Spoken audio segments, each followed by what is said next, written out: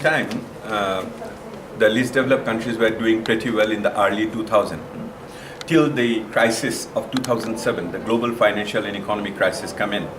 And once the crisis came in, the growth rates in the African LDCs, in Asian LDCs, they all fell.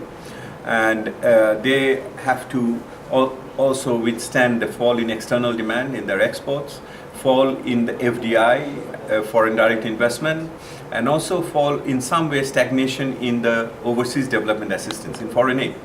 So this is a complex situation, and when we analyze now, we see the global economy is faltering at this moment, and the LDCs, the least developed countries, are yet to recover the grounds they have lost in 2007.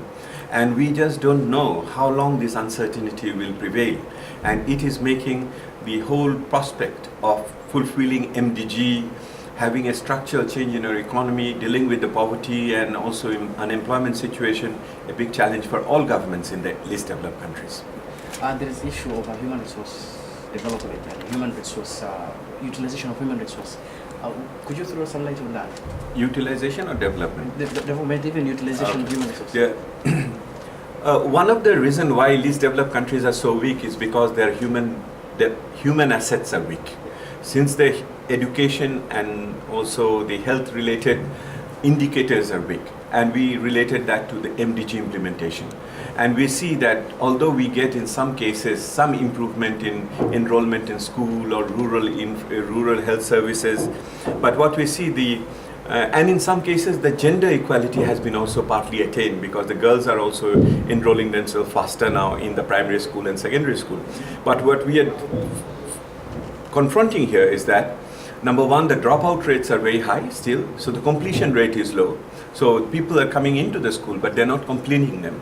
That is a major issue. And the second part of it is that the quality of the education is also a major challenge. That while there is infrastructure where children are getting in, but the soft part of it, the competencies of the teacher and also as a result of the students, what they're getting are also very, very weak, and that doesn't make them very eligible for the marketable skills in the medium term.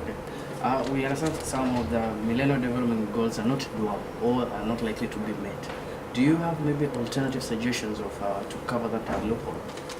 We are standing in 2013. We still have 2 more very important years to finish the MDG timeline. So this is the time to gear up our whole efforts, both national and international effort, to see that how we can minimize the gap of attainment in the next 2 years. So if resources are necessary, crash programs are necessary. I think there is also the whole issue of motivation and political leadership to get into all these things. So whilst I remain concerned, but I will still say there is a space still available. We should utilize that. Thank you very much.